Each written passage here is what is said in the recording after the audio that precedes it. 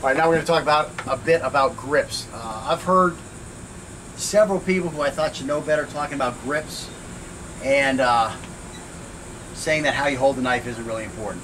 To me, that's a great understatement. I even heard Paul Vunak, who I respect very highly, once tell me that when the knife's on the ground, you got to pick up the knife. It doesn't matter how you pick up the knife. Just pick up the knife. Okay, the first thing I want to say is that your wrist and the functions that it can do are a magnificent tool, designed to help us survive through millions of years and all kinds of different experiences. Okay, when you pick up a gun, you pick up a gun a very specific way. The way you pick it up is the way you have been trained to shoot it.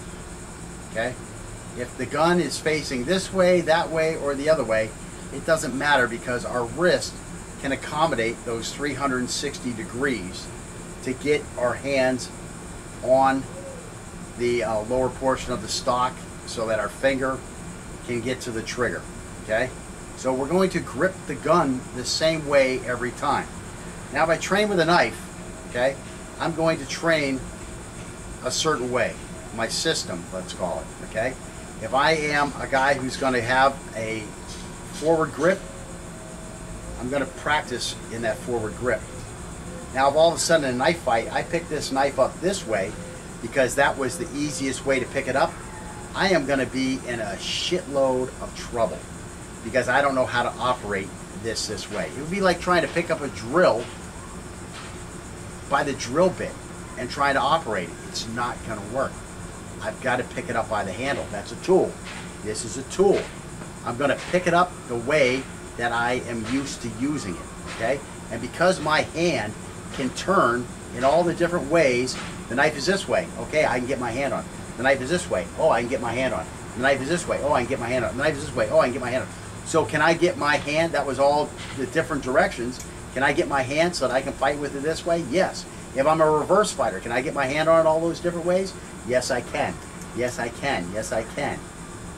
Yes, I can. I can still get to that reverse grip every time because of this magnificent little tool I have hanging off the end of my arm, which can get this little tool the way I'm used to operating it. Okay? So this is what's critical. You're going to fight with a knife the way you've trained to fight with a knife. You're going to pick the knife up the way you've been trained to hold the knife. That's just the way it is. Anything else is going to leave you in a situation where you're unfamiliar with what to do with the knife. Okay? If I pick this knife up, I need to use it now. Okay? If I pick it up, I need to use it now. Okay? I don't have time to readjust it, and the nice part is I can pick it up the way I need to use it. That's the nice part. Okay? So now grips. I've heard people saying grips don't matter, grips don't matter. One grip's as good as the next. Grips are very dependent upon the style of knife fighting that you're going to do. Okay? If you're going to hold this knife in close and use these choppy movements, you need to use a reverse grip. It just doesn't work the same with this, okay? With a single edge blade. It doesn't work the same. So you have, the way you're going to use your tool is very grip dependent, and grip dependent is very dependent on the way you're going to use the tool. I mean, one depends on the other. You can't just pick up the knife after you've been doing a different style. The grip has to match what you've been trained. So now let's talk about specific grips. A grip is how we hold the handle of the knife and does not refer to the handle itself. This is the knife handle. This is a grip. Okay? We will use this section to show why we favor one grip over the other. Let's start with a nice big grip. The old Psycho grip. Okay? A lot of you guys are probably too young to know what I'm saying with Psycho grip. There's a movie called Psycho. And this type of thing here. And what's happening is the blade is facing my arm, facing me. It's not facing this way. And I'm just grabbing all my fingers around the handle, and I'm just grabbing it as tight as I can. Kind of like I'd hold a hammer, except for this is coming out the opposite way. And again, I'm going to be using an overhead strike. Now I can use some ripping strikes like this, but in general, this is the strike I'm going to be using. Is this overhead ice pick, like when you're chopping ice up back in the day, even before my day. You're chopping the ice up with that little ice pick so that you can put some ice in your glass, because they only sold ice in big blocks. Okay, so let's see. This is a psycho over the head hammer fist type technique. Skilled knife fighters usually avoid this using this grip. When we get done with the drills below, we'll better understand why. The handle of the knife is held in the palm perpendicular to fingers, with the blade extending out the pinky finger side of the hand, with the sharpened edge facing our elbow. The fingers wrap around the handle and the thumb wraps over the index and middle fingers. The main gripping and controlling of the knife is done with all of the fingers, the thumb and the fleshy portion of our hand. So our whole hand is involved in controlling the knife right here. Because of this, the grip will allow us to absorb a lot of shock. Again, when we're using a lot of fingers and our palm and our thumb, it's going to be able to absorb a lot of shock. So I can hold this knife and I can smash the blade down on anything, and I'm not going to have a hard time gripping it. So all these hard thrusts are going to work well. So when we put the hard thrust or strike or cut against, hang on one second. Because of this, the grip will allow us to absorb the shock of a hard thrust or strike or cut from an attacker's knife without having to release the knife. The main advantage of this grip is that it allows us to deliver very powerful hammer fist style stabbing attack from high to low towards the subclavian artery. You really don't want to hit this guy in the top of the head. I mean, best case scenario, you enter his brain cavity, but then the knife gets stuck in the bone. So what you're really looking for is you're looking for that subclavian artery, and again, that's going to be fatal. That's always fatal if it's severed. If the knife blade is sharp on both sides, this grip will allow us to slash and thrust like a reverse grip. It just doesn't allow as much control of the knife as a reverse grip does. And we can punch with the knife and pull and cut while we're doing all this, which is nice at the neck, you know, that type of stuff. The weakness of this grip is that it drastically shortens the reach of our blade, and it is usually best suited for the powerful stabbing downward movement. While this technique limits the exposure of the fingers controlling the blade, again, I'm coming this way, so if I'm going to get cut, I'm going to get cut on these smaller fingers, and I still have the big index and middle finger and the thumb to continue to control the blade well. So it does offer good protection for my hand if I'm probably going to get cut. You know, this way, if I get cut here, I still have these stronger fingers to hold the knife well. And let's see. The problem is the maneuvering of the knife is limited, especially if we don't have this sharpened on both sides of the blade. And let's see, where it just limits our attack and defense movements with the knife's blade. Although I don't hate the defense movements of a reverse type blade, but again, I need this side sharpened, which typically with this one, that's not what we're doing. We have just the backside sharp, and we're slamming down here. And again, when I talk about that grip, I mean that length, I just can't get that blade out there much further, especially if the blade's going to be facing me. I just don't have the reach that I would have, and reach to me is critical. Okay, let's look at the next grip. You understand that one, Scott? Oh, yeah. Okay, so now we're going to go to a similar grip, the reverse Chinese grip. In general, with this type of blade, all I got to do is spin the blade 180 degrees so it's facing the other way.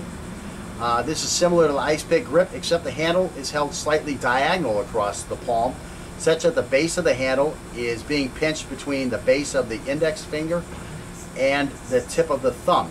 So now I'm holding this more this fashion here, and you can see instead of the handle just going directly across my palm, now it's kind of being angled.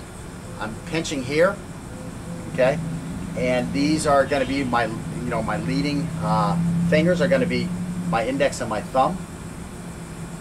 Okay, so the blade is held closer to the heel portion of my hand instead of coming right out by my pinky. The sharpened edge of the blade will face away from our elbow, so it's facing out that way. And the blade is controlled with the thumb and index fingers, although most of the actual gripping is done with the smaller 3 fingers, your little finger, your ring finger, and your middle finger. The techniques allowed by this grip are also similar to the ice pick. I can still come down like this.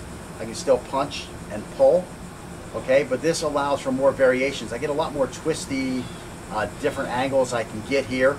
You know, this figure 8 type thing that so many guys like is much more better here than it is here, because the knife blade is just, it's not extended towards the target as well.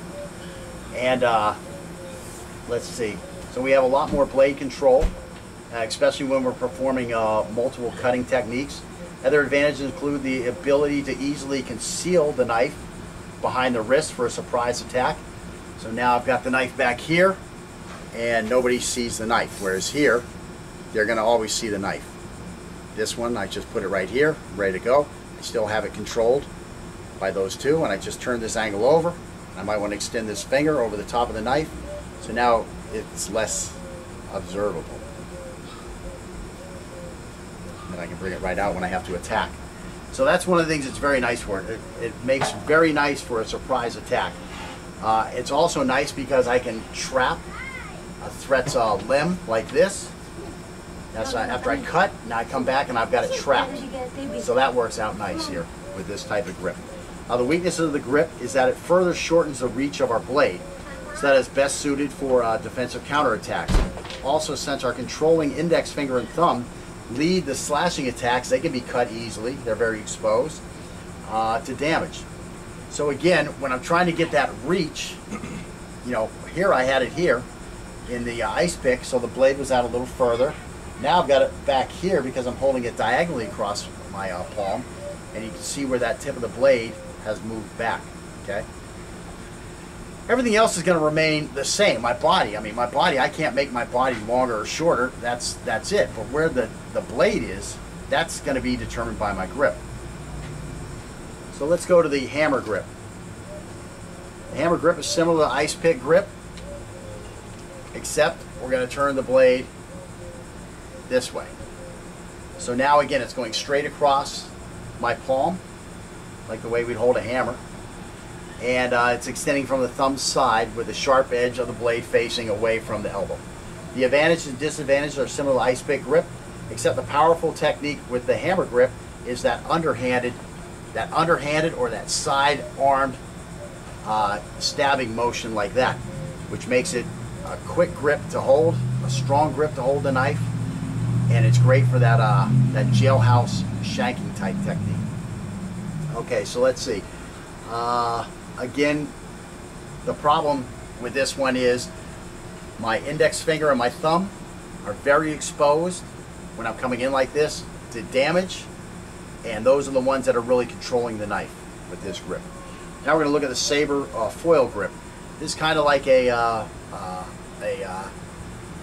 Chinese reverse grip, except now the blade is pointing the other way.